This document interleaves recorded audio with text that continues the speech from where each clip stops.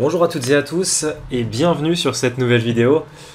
Alors cette vidéo c'est un peu une vidéo gag en fait parce que je vous ai fait une vidéo hier sur la mémoire de forme. Donc le lien est dans la description de la vidéo que je vous ai faite hier. Donc c'était pour Noël on va dire, une petite vidéo spéciale. Et au final, tout simplement j'ai un abonné qui m'a répondu que j'avais fait une erreur effectivement. Après Roi F7, alors je vous montre. Je me suis moi-même fait avoir par une mémoire de forme justement dans cette propre vidéo. Donc c'est assez cocasse. Ok, donc dame H5. J'avais montré cette ligne là avec G6, dame prend E5, et ici je prétendais que Roi F7 était un coup intéressant. Ce qui évidemment est une énorme erreur, puisque sur Roi F7 en fait on part sur une partie du Gréco, d'ailleurs que je connaissais. Après D5, fou prend, l'ordinateur conseille de prendre avec la dame puisque sinon c'est mat. On va voir comment. Donc dame prend, c'est le coup de l'ordinateur pour éviter le mat trop rapide. Et sur fou aussi, c'est bien, on va rentrer dans un schéma de mat en fait. Après dame prend, roi G7, dame F7, roi H6, D4, D3, pas pareil. Et ici, donc simplement en fait, le coup G5 perd à cause de H4. Donc le truc c'est qu'on va prendre ici soit avec le pion soit avec le fou et on va mater. Donc plutôt avec le pion d'ailleurs puisque il y aura la découverte de la tour, ça sera double échec, ça sera protégé. Donc double échec, si le roi ne peut pas bouger c'est mat. Sachez-le, hein, sur un double échec il faut déplacer le roi. Si le roi ne peut pas être déplacé c'est mat. On ne peut pas interposer ni prendre la pièce qui donne échec puisqu'il y en a deux. Donc voilà, et alors quelle mémoire de forme? Eh bien je vais vous montrer tout de suite une ouverture sur laquelle j'ai travaillé pour le tournoi que je joue dans 2 jours, dans 3 jours. E4, E5, F4. Donc prise sur F4, alors après cavalier F3, fou C4, peu importe. Mais l'idée c'est qu'en fait ici, je le montre, fou C5, c'est la position avec laquelle j'ai confondu finalement, n'est jamais jouable, puisqu'on fait simplement D4 et on ferme la porte. Au fou. Donc voilà, mémoire de forme qui m'a porté un petit peu préjudice puisque du coup en fait c'était juste pas du tout adapté à la position qu'on a vu hier, dans laquelle il fallait clairement jouer. Je le remontre. Après cavalier prend, pion prend, dame prend, G6, dame prend, évidemment dame E7 et surtout pas roi F7 parce que tout simplement les blancs gagnent très facilement ici. Voilà, donc on va dire que je vais pas m'arrêter là forcément, vous vous en doutez. Si je vous montre ça, c'est parce que j'ai aussi quelque chose à vous montrer. Et on va parler un petit peu des masterclass de Kasparov. Et je vais vous donner un exemple qui est donné dans les masterclass de Kasparov, que je recommande au passage. C'est un exemple concernant, on va dire, une combinaison basée sur l'attraction, la déviation et une idée de maths qui traîne. Donc je vais vous montrer un truc tout de suite.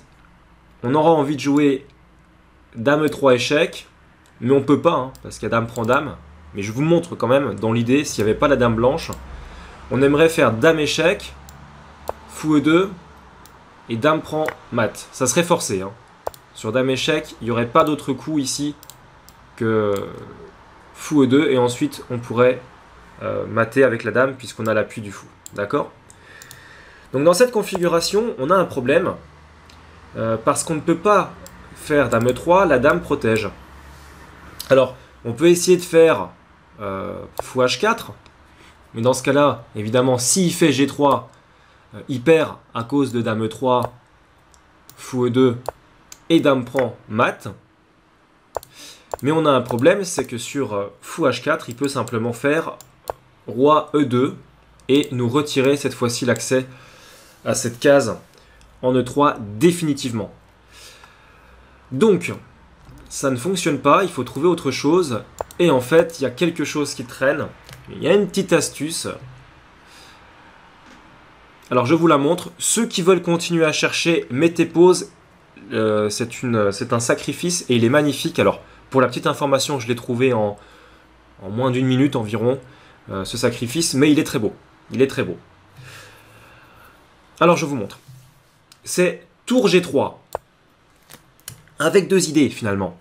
La première, c'est que si pion prend, évidemment, la dame ne couvre plus E3, Donc on peut faire simplement Dame E3 échec, Fou E2 forcé, et Dame prend échec et mat.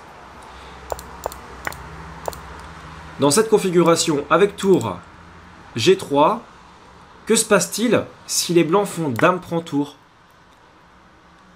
Souvenez-vous, on veut jouer Dame E3 pour pouvoir mater. Et bien ici, on peut simplement jouer Fou H4. On cloue la dame et on force la déviation. En fait, pas vraiment. Donc Dame prend, Dame E3 échec, et ici, donc Fou E2 forcé. La dame ne couvrant plus, on peut simplement faire Dame prend mat. Alors, il y a quelque chose que ne dit pas Kasparov dans cette combinaison-là, c'est qu'après Fou H4, en fait, les choses ne sont pas aussi claires que ça. Pourquoi? Parce qu'il faut regarder la deuxième alternative de la combinaison, qui commencerait par Fou prend A6. Et finalement, les noirs n'obtiendraient qu'un petit avantage. Après Fou prend G3, Pion prend G3, Dame prend A6, et ici, peut-être simplement le coup Tour H1 pour venir contre-attaquer sur le roi. On voit qu'il y a des problèmes sur case noire tout autour du roi ici. Oups.